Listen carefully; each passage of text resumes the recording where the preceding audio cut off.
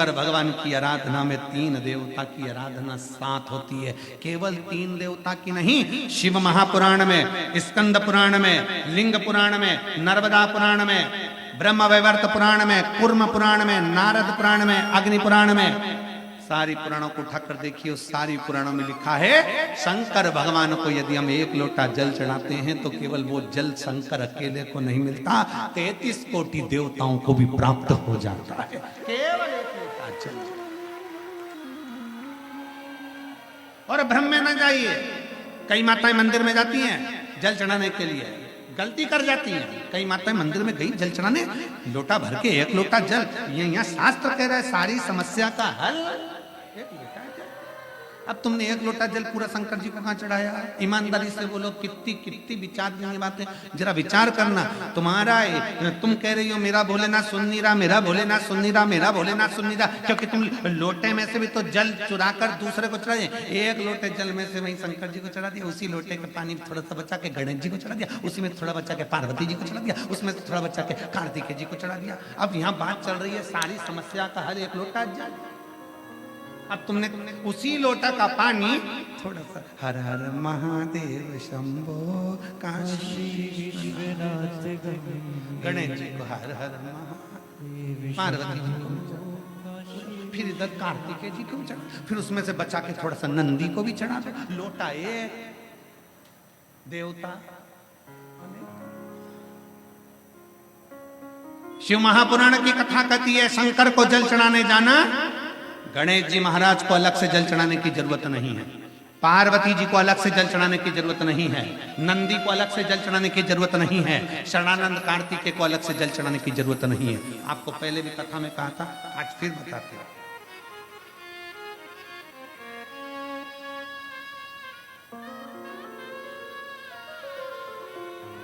जैसे ये शिवलिंग, ये जलाधारी, ये चल, ये शिवलिंग, ये गोल जो जलाधारी है किसका हस्त कमल है? जम के बोलो, पार्वती। जहां से जल बहता है उसके राइट हैंड में गणेश, लेफ्ट में कार्तिक, बीच में अशोक। शिवलिंग के ऊपर जो जलाधारी बंदी है उसमें से बूंद बूंद पानी नीचे गिर रहा है, वो शंकर भगवान की 5 बेटी, जया, विषहरा, शामली बारी, दौतली, देव। शंकर जी की 6ठी लड़की अशोक सुंदरी उनके पास। ठीक है, अब तुमने जल चढ़ाया। स्कंद पुराण कहती है जहां जल चढ़ता है, जल चढ़ने के बाद जलाधारी पर गिरता है, मतलब पार्वती जी को मिल गया। जल बहते बहते अशोक सुंदरी को मिल गया, कार्तिकेय गणेश को मिल गया। फिर वही जल बहता हुआ जब बाहर निकलता है, नीचे गिरने पर जितना शिवलिंग की, अभी अभी हम सतुआ बाबा जी के आश्रम पर पहुंचे, मणिकर्णिका। अभी सुबह जब बाबा विश्वनाथ जी का दर्शन किया, अभिषेक किया, तब वहां पहुंचे। अगर आस्था चैनल वालों के पास अगर वो शिवलिंग का अगर वो फोटो हो बाबा जी के धाम आश्रम का जहां हमने अभिषेक कर रहे थे जल चढ़, तो वहां पर पारस शिवलिंग का अभिषेक करने के बाद में नीचे जो जलाधारी है, जलाधारी में से जहां से पानी गिरता है, ये पानी जो नीचे गिर रहा है, पानी यहाँ आया और यहाँ से जो नीचे गया, मतलब जितनी परिधि मोटी है उतनी परिधि, जितना पानी यहाँ से लेके यहाँ तक जमीन पर जाता है उतनी दूरी में 64 योगनियां हैं, और फिर पानी यहाँ से जो आगे बढ़ता है वहां पर 33 कोटि देवी देवता है। मतलब 1 लोटा जल सारे देवताओं को प्राप्त हो जाता है। तुम्हें अलग से गणेश जी को, अलग से किसी देवी देवता को, अलग से किसी देवता को जल की जरूरत नहीं पड़ती। तुम सोचो कि मैं गणेश जी को भी जल चढ़ा दूं, गणेश जी पास में बैठे, तुमने सोचा पार्वती जी को जल चढ़ा दूं, पार्वती जी पास में बैठी हैं, तुमने सोचा कि कार्तिकेय को जल चढ़ा दूं, ना ना, शंकर जी को चढ़ाया, सबको मिला। मंगलवार का व्रत करते हो, जम के बोलो, कोई करता होगा, आप में से कोई करता होगा, हनुमान जी। शुक्रवार का व्रत संतोषी माता का, लक्ष्मी जी। शनिवार का व्रत बोलो बोलो, जम के बोलो, जम के तो बोलो, शनि महाराज जी। गुरुवार का व्रत बृहस्पति महाराज। अब कभी अगर मौका मिले तो एक बार स्कंद पुराण पढ़ना। स्कंद पुराण का काशी खंड स्मरण करिएगा या अवंतिका खंड स्मरण करिएगा। स्कंद पुराण के अवंतिका खंड में, काशी खंड में वर्णन मिलता है। तुम चाहे रविवार का व्रत कर लो, सोमवार का कर लो, देवी का कर लो, देवता का कर लो, चाहे चतुर्थी कर लो, चाहे छठ कर लो, चाहे पंचमी कर लो, कोई सा भी व्रत कर लो, व्रत का फल तुम्हें देवता बिना शंकर की आज्ञा के दे ही नहीं सकते। शिव कहेंगे तब फल मिलेगा, शंकर कहे तो फल मिलेगा। किसी का भी व्रत करो, आज्ञा शिव की हो, निवेदन शंकर का हो। इसलिए शिव महापुराण की कथा कहती है कि तस्वीर में जितने साथ हैं, ये तुम्हारी विपरीत तकदीर में साथ नहीं है। विपरीत तकदीर। और अंत समय प्रभु आना पड़ेगा, वचन दिया तो निभाना पड़ेगा। आए ना आए प्रभु कुटुंब कबीला, अंत समय प्रभु आना पड़ेगा, वचन दिया तो निभाना पड़ेगा। कोई साथ नहीं देगा, कोई नहीं आने वाला, आएगा वही जिसका तुमने स्मरण किया।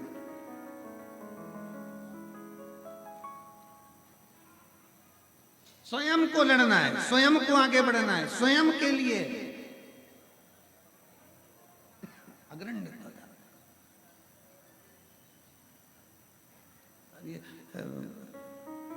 सतुआ बाबा जी के हम प्रयागराज जाते हैं, तो प्रयागराज में जब माघ मेले में जाते हैं तो बाबा जी का एक कोतवाल है, वो है भैरव बाबा। तो वो एक हाथ में तो भाला रखता है और दूसरे हाथ में माला रखता है। अब कितनी प्रेरणा देता है कि एक संत, साधु, महाराज, ब्राह्मण, तपस्वी ये हमको प्रेरणा दे रहा है कि राष्ट्र को मजबूत करना है तो माला और भाला दोनों चाहिए।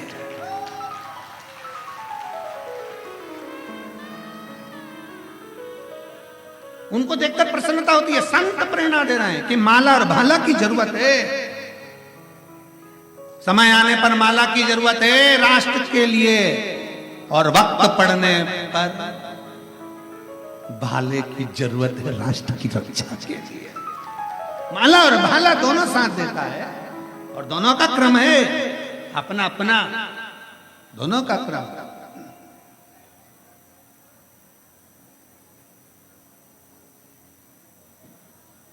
शिव कथा कह रही है, शंकर की कथा कह रही है। बेटी ने जन्म ले लिया, सच्ची बेटी शंकर की आराधना में लग गई। इसी काशी की पवित्र भूमि पर, इसी काशी की दना पर भगवान शिव की आराधना करा, शंकर की आराधना लगी। भगवान शिव की आराधना में, शंकर की आराधना में ऐसी डूबी उसको शुद्ध नहीं पाई। एक दिन पुलमासुर निकल कर जा रहा था, अपनी बेटी को देखा तो बेटी शंकर की आराधना कर रही, शिव की आराधना। पुलमा ने पूछ लिया ये कौन है, ये तूने क्या बनाया? बालू रेत पर शंकर का शिवलिंग बनाया, जल चढ़ा रही, पूजन कर रही, आराधना कर रही, कौन है ये?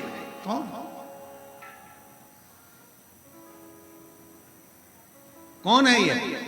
सची देवी के मुख से कोई शब्द नहीं निकला, सची के मुख से कोई शब्द, कोई शब्द।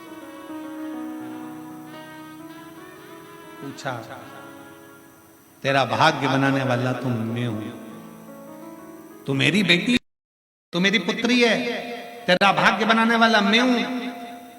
सची देवी ने अपने मुख से कह दिया पिताजी जन्म देने वाले आप हैं, जन्म देने वाली मां है, पर भाग्य पलटने वाला तो केवल एक है और वो देव अधिदेव महा।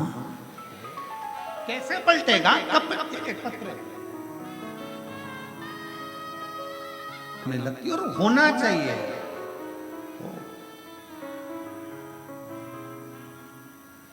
तेरी काशी में ओ भोले मेरा दिल दीवाना हो गया,